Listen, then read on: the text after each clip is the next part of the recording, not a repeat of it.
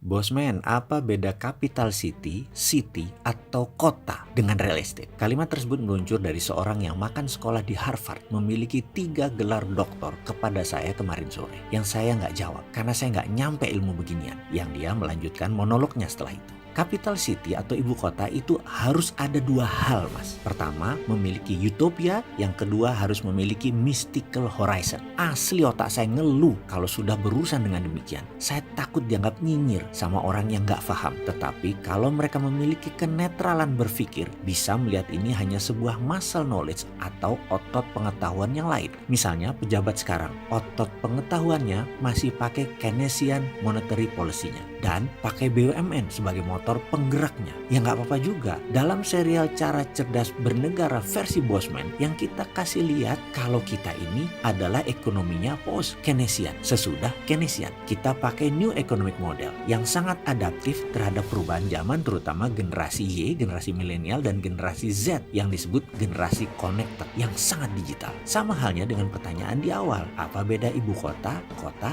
dan real estate? Kita tahu pemindahan ibu kota adalah hal biasa di banyak negara. Washington DC, Canberra di Australia, Brasilia City, Seoul, Putrajaya Malaysia, dan banyak lagi. Yang perlu diingat, mereka semua negara kontinental, daratan. Perpindahannya tidak terlalu jauh dan menempati wilayah yang memang memiliki mystical horizon. Apa itu mystical horizon atau pandangan mistik? Kita sederhanakan menjawabnya. Jakarta itu punya sejarah diusirnya Belanda oleh Valetehan dan memberi nama kotanya menjadi Jayakarta, yang kemudian sekarang menjadi Jakarta. Proklamasi kemerdekaan juga di Jakarta. Penyerahan kekuasaan Jepang yang kalah perang juga di Jakarta. Lahirnya Pancasila di Jakarta. Dan terujinya Pancasila Sakti dari ideologi komunis juga di Jakarta. Dan banyak lagi. Itu adalah rangkaian mystical horizon tentang Jakarta. Kalau mau bangun sebuah wilayah, mau jadi ibu kota, maka harus ada mystical horizon-nya. Kalau tidak, hanya membangun kota seperti BSD, seperti Serpong,